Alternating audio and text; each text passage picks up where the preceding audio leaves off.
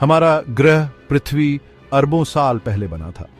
यह एक कठोर और निर्दयी जगह थी। ज्वालामुखी फटते थे, लावा और राख उगलते थे, वातावरण हानिकारक गैसों से भरा हुआ था। फिर भी इस अराजक वातावरण में जीवन का उदय हुआ। शुरुआती पृथ्वी रसायनों का एक गर्म सूप थी। इसे प्रिमोर्डियल सूप कहा जाता है। वैज्ञानिकों का मानना है कि इसी सूप से जीवन की उत्पत्ति हुई। साधारण कार्बनिक अणु बने और आपस में जुड़ गए। लाखों वर्षों में ये अणु अधिक जटिल हो गए। आखिरकार पहली कोशिकाएं दिखाई दी। ये सरल एकल कोशिका वाले जीव थे। वे पृथ्वी पर सभी जीवन के पूर्वज थे। ये प्रारंभिक जीवन रूप आज हम जो देखते हैं उससे बहुत अलग थे, लेकिन उनमें प्रजनन करने की अद्भुत क्षमता थी। यही क्षमता जीवन की कुंजी है। जीवन की उत्पत्ति एक रहस्य है। वैज्ञानिकों ने कई सिद्धांत प्रस्तावित किए हैं। एक सिद्धांत प्राइमोर्डियल सूप सिद्धांत है। इस सिद्धांत में कहा गया है कि जीवन एक गर्म तालाब या समुद्र में पैदा हुआ था। एक और सिद्धांत हाइड्रोथर्मल वेंट सिद्धांत है। इस सिद्धांत से पता चलता है कि जीवन की शुरुआत समुद्र तल पर गर्म झरनों में हुई थी। पांसपर्मिया सिद्धांत एक और दिलचस्प संभावना है। यह प्रस्तावित करता है कि जीवन बाहरी अंतरिक्ष से आया है। शायद रोगाणुओं ने उल्कापिंडों पर सवारी की।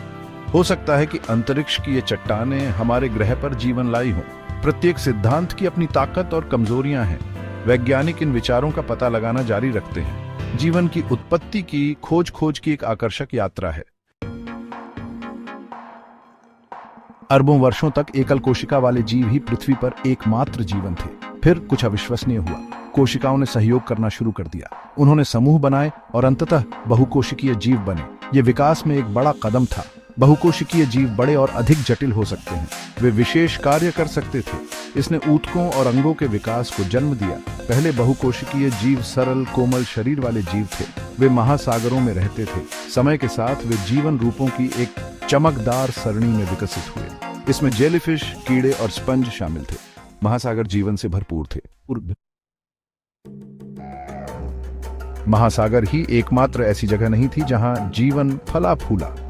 लगभग 500 मिलियन वर्ष पहले पौधों और जानवरों ने भूमि का उपनिवेश करना शुरू किया। यह एक चुनौतीपूर्ण वातावरण था। पौधों ने खुद को लंगर डालने और पानी सोखने के लिए जड़ें विकसित की। पानी की कमी को रोकने के लिए उन्होंने एक मोमी परत विकसित की। जानवरों को अपनी बाधाओं का सामना करना पड़ा। उन्हें हवा में सांस लेने और जमीन पर चलने की जरूरत थी। जमीन पर रहने वाले पहले जानवर उभयचर थे। वे मछली से विकसित हुए थे। उभयचर हवा और पानी दोनों में सांस ले सकते थे। वे जमीन पर भी जा सकते थे, लेकिन उन्हें अपने अंडे देने के लिए अभी भी पानी की जरूरत थी। भाग 5 फिन्स से पैर तक उभयचर और रेप्टिल्स का विकास। एम्फीबियंसों ने अन्य भूमि जानवरों के लिए मार्ग प्रशस्त किया। रेप्टाइल्स एम्फीबियंसों से विकसित हुए। उनके पास कई अनुकूलन थे जो उन्हें भूमि पर पनपने की अनुमति देते थे। सरीसृपों ने जलरोधक त्वचा और अंडे विकसित किए। उन्हें अब पानी के पास रहने की जरूरत नहीं थी। रेप्टाइल्स कई रूपों में विविधतापूर्ण हैं। कुछ छोटे और छिपकली जैसे थे। अन्य बड़े और शक्तिशाली थे, जैसे डायनासोर्स। डायनासोर ने 180 मिलियन से अधिक वर्षों तक पृथ्वी पर शासन किया। अंगों का विकास एक महत्वपूर्ण नवाचार था। पंख पैरों में बदल गए। इससे जानवर जमीन पर कुशलता से चल पाते थे। ये जीवन के इतिहास में एक महत्वपूर्ण मोड़ था। भाग 6 दिग्गजों का युग और स्तनधारियों का उदय, डायनासोर और उनका अंत। 6 करोड़ 60 लाख साल पहले डायनासोर का शासनकाल अचानक समाप्त हो गया था। एक विशाल क्षुद्र ग्रह पृथ्वी से टकराया। इस भयावह घटना ने व्यापक तबाही मचाई। इस टक्कर से भूकंप, सुनामी और जंगल की आग भड़क उठी। धूल और मलबे ने वायुमंडल को भर दिया, जिससे सूरज ढक गया। ग्रह अंधेरे में डूब गया। कई अन्य प्रजातियों के साथ डायनासोर विलुप्त हो गए। हालांकि पृथ्वी पर जीवन समाप्त नहीं हुआ था। स्तनधारी कहलाने वाले छोटे प्यारे जीव विलुप्त होने की घटना से बच गए। स्तनधारी डायनासोर के साथ विकसित हुए थे। वे गर्म रक्त वाले थे और इंसुलेशन के लिए उनके फर थे। क्षुद्र ग्रह प्रभाव के बाद इन एडेप्टेशंसों ने उन्हें कठोर परिस्थितियों में जीवित रहने में मदद की। भाग 7 एक नया वंश, मानव पूर्वजों की कहानी। डायनासोर के विलुप्त होने के बाद स्तनधारियों ने विविधता लाई और विकसित हुए। इन स्तनधारियों में प्राइमेट थे। प्राइमेटस के हाथ और पैर लोभी थे।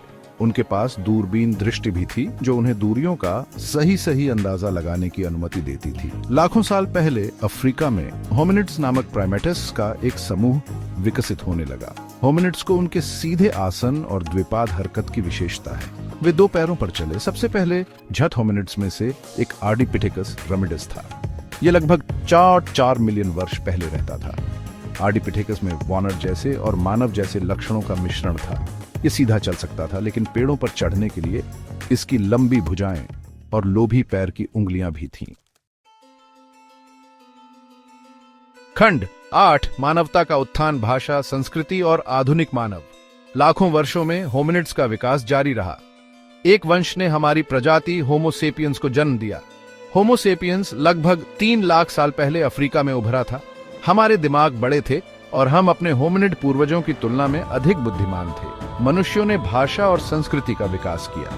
हमने कला, संगीत और जटिल उपकरण बनाए। भाषा ने हमें संवाद करने और विचारों को साझा करने की अनुमति दी। ज्ञान साझा करने और सहयोग करने की यह क्षमता हमारी सफलता के लिए महत्वपूर्ण थी। मनुष्य अफ्रीका से बाहर चले गए और दुनिया भर में फैल गए। हमने विभिन्न वातावरणों के अनुकूल ढाला और विविध संस्कृतियों का विकास किया। जमे हुए आर्कटिक से लेकर हरे भरे वर्षावनों तक मनुष्य फलते फूलते रहे। भाग 9 समय के माध्यम से एक यात्रा, अतीत को दर्शाते हुए और भविष्य की ओर देखते हुए। पृथ्वी पर जीवन की कहानी अनुकूलन, विकास और अस्तित्व की कहानी है। सरलतम एकल कोशिका वाले जीवों से लेकर मानव मस्तिष्क की जटिलता तक जीवन अरबों वर्षों के परिवर्तन से आकार लेता रहा है।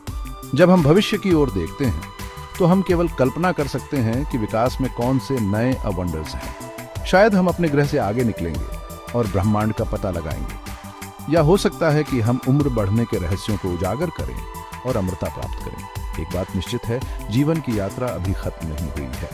हम एक भव्य और हमेशा सामने आने वाली कहानी के सिर्फ एक अध्याय हैं। जैसे जैसे हम अपनी दुनिया और उसके बाहर का पता लगाना जारी रखते हैं, हमें जीवन के जाल में अपनी जगह को याद रखना चाहिए। हम सभी जुड़े हुए हैं, सबसे छोटे सूक्ष्म जीव से लेकर सबसे बड़ी व्हेल तक।